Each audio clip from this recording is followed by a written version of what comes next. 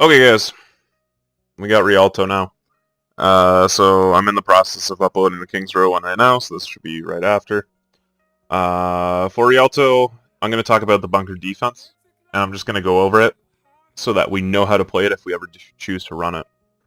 Since this is the fourth map, the only time I would really want to seriously run bunker is if it's like a 3-0 for either team, if this will be guaranteed last map. I don't want to seriously run bunker, especially against better teams. Because better teams will be able to just disable it. Now, if there's a certain team that struggles with it over and over, then I will obviously try to exploit it, but then in the normal case, this is more of a comp you can know, and if you choose to run it, you'll be able to understand it. And that's the purpose of this. I'm also going to talk about the streets phase a little bit more. Just because we got held at this point a lot. And we didn't take advantage of a lot of the things that this part has to offer. So, alright, so for Rialto, it's a pretty standard bunker comp. Alright, you have your shield set up. You want to position yourself far enough back where you don't get booped off, you don't get pulled off by Orisa yoinks, things like that. Just be careful when you're up there, because it's a very vulnerable position. So, going into this, you want to anticipate them running goats. Because that is the comp right now. That is the meta. Goats is absolutely still meta. So anticipate them running that. The comp below, at the bottom here, is a very strong counter to this bunker comp. So also keep in mind that there is the possibility of them running this. So ideally in this, Orisa sets up shield. Hanzo is there for shield break on Rhine. Bastion is there to mow down targets. Diva is there to contest cart. Baptiste is there to heal and provide immortality should things go south. Anna is there to keep everyone healed up, same as Baptiste. And then Orisa is the shield bot. So, the first thing that you might be asking is why Anna over Mercy? And that's because I don't anticipate running this across the whole thing. Right? If we get wiped, or if the payload gets passed, so if the payload gets pushed to like here, and we're useless here, we need to get ready to set for a second contest right before the end of first. And if you were to contest with this composition at the end of first, and you lose, you're coming in with 0 ult economy when the payload's going to be about here. Maybe even up here. Right? You're going to have no ult charge, maybe 10% across the characters. So, that's why we swap before first, because when we get there, we can try to force out some of their ults, so that when we get to this, what's it called? We can try to force out some of their ults and try to build some of our own, so when we get to this point, or to this point, we're able to actually put up a fight, and we're slowly building the economy back up. That's why you swap bunker comp after first in this point, and that's why not many people will run it seriously. It's because you can't, like, you're kind of just giving up first if you choose this comp, because you either have to full hold or you give up first. Those are your two options with this. So nothing's really crazy different about this bunker, right? You want to you want to have good use of Baptiste's immortality. So if there's ever any trouble, then you're able to capitalize off of it. The reason I pick Anna over Mercy is that the res, again, that keeps your team up in the fight, which could possibly just feed them more ult charge. If your team's slowly dying as Mercy, you don't want to res a target if like your team's about to collapse. Because when they collapse, let's say you res the Bastion, that's another 300 HP for them to just milk off of. So always keep that in mind. And plus, if, like, let's say you're to get Dove, the amount of healing Anna can do, you're able to provide Bastion with that nano, so he can chew down a lot while the rest of your team's dying, and then you can, if you need to, like, you can try to sway the fight, and if it doesn't work out, then you just reset it.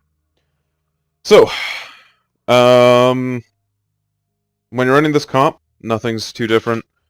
I've said this like 6 times, holy fuck. But when the card gets to here, there needs to be somebody to contest it. Okay? And And the reason being, and I talked a little bit about it, if you let the payload go by, right, and you let it get to here, what are you gonna do from this position? Okay, even if you rotate on this platform, you set up your shield here. While the rest of the while the enemy team is pushing the payload, you're not going to be able to do anything. So Diva and Hanzo, Baptiste can as well. You guys have to contest the payload. So Diva always starts. Okay, so the payload's starting to get to here. Let's say there's some dumb frog pushing it. You have two options, Diva. You can stand on this ledge and overhang, and when you're overhanging, you're actually within the radius of the payload, so you'll be able to contest. Or you can just straight up drop onto the ground and contest it. Okay? You don't want to use your boosters to the ground. Just let gravity take you to the ground and stand there, and don't let them push you. If they're running a goats and they start to attack you heavily, that's when Baptiste, you can drop down an immortality for her, or you can swap with Hanzo. So you can fly up, Hanzo can quickly drop, hold this corner, contest for a little bit, he takes some damage, he flies back, Baptiste can go down, he can use his gravity boots, get back up. You want to be able to keep this payload in this area as long as possible, and milk as much time as possible. If you're able to hold it down to a minute, let's say at a minute your team dies, you can actually win it. You can actually win and hold first, because by the time the payload gets to here, I'd say, you'll be up, you'll be spawned, and you'll slowly be getting ready to take a fight here. And if you're able to force ults out of the enemy when you're here, you're doing your job really well. But you need to hold out for that long, and so that's why I have the Ana, because if they end up like coming in with a primal or something, or with an and they're going to be focusing the Bastion, right? So if they're able to come through with like a hack onto the Bastion, or let's say they're just running a dive, and there's like a blade onto the Bastion, like a nano blade, they're able to put that nano onto our Bastion, so that he can stay up and has that damage reduced. Okay, so that's really all there is to the bunker comp.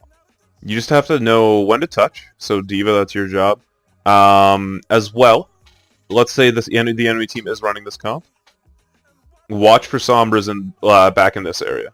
Sombra will be covering as much of this ground as possible.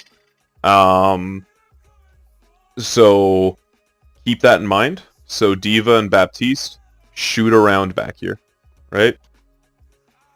Just empty clips into the back here, underneath as well, underneath these little pillars. Even on the high ground, if you want to check that, you can do that. You just need to shoot and drag your mouse around, because what that does is that will actually, it will reveal her invisibility, and you'll know where she is going if you're able to do that. So always keep that in mind. I'll get to second after. If an enemy team is running this composition, okay, this comp at the bottom is what I want you to run. So it's similar to Goats, except instead of replacing the Diva with the Sombra, you replace the Zarya with the Sombra. And so what happens is Sombra takes this positioning, right? You anything that I described the enemy team doing when I'm talking about things to watch out for, that's the correct decision.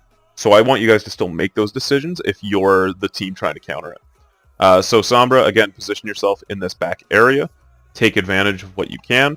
When you land a hack, okay, you need to land a hack onto a target.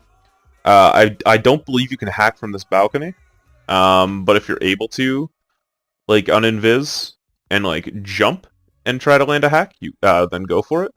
But again, you want to try and hack down the Bastion if you can. Another possibility, if this isn't working, you can replace the Brig with a... Hang on. You can replace the Brig with a Genji. Okay. And then you would replace the Lucio with a Zen. But that's only in the case that you want to run a 2-2-2 to counter it. You can still run this composition. and do really well because you're able to hold a lot of the ult economy when you end up switching to goats. So, if you're running this composition, Sombra lands a hack onto the Bastion, if possible. Even if you need to, land a hack onto the Baptiste, land a hack onto the D.Va, a hack onto whatever you can, and your dive tanks will go in, zap as much as possible, and back down. Okay, when you back out, you want to go underneath them. You don't want to play in this area. Again, this is the big no-no zone. I'm going to put a big no-no. You don't go in the no-no zone. You don't want to stand there because there's way too many risks of being booped, getting pulled, things like that. While all this is going on, Anna, Lucio, Brig, you want to keep an eye on them and you want to help them as much as possible. So Brig, you want to be throwing armor packs. Honestly, the Lucio you can swap for the Zen. No, keep the Lucio because again, ult economy. So help out your tanks. Make sure that they stay healthy. While this is going on, hopefully you're able to get the payload to here. Okay? By the time that their distraction is over, you should be able to get the payload to at least, like, here or so. And it's going to be tough, and you're going to have to hold at the back for a while. Because, like, you need to let your Sombra get into position. Lucio, another thing you can do, I hate that I'm saying it, but if you want to, you can wall ride along this wall, and you can try to force people down, whether it's the Orisa, things like that. Even if you can force the Anna down so that she can't nade or anything, that's also very effective. But that's ideally how you want to break it apart. Again, Sombra lands a hack, rest of the team goes in. It's pretty straightforward, it's pretty basic. Once you see them swapping off of the bunker, that's when you can start to swap your composition back. So that's when the Sombra would be going to Zarya, your Monkey would be going to Rein, and then the rest you can keep in the meantime, but then if you needed to, your Anna can go to Zen. So, that's ideally how I want you to break apart a bunker comp in Rialto, and in general. It's pretty universal that against a bunker comp, Sombra is just unreal, because EMP is so effective. So that's just one thing I wanted to bring up. And then also, don't forget about the no-no zone. So, the things I wanted to talk about here. So we got held here in our first preseason game for like 2.5 minutes, right? Our rectangle was here, we just needed to get it there, and it took us 2.5 minutes. So other than just tighter shot calling, you can take advantage of the space you have. We were all playing in this area on the cart. Actually, I'll just bring the cart over, hang on. Instead of having to draw the cart.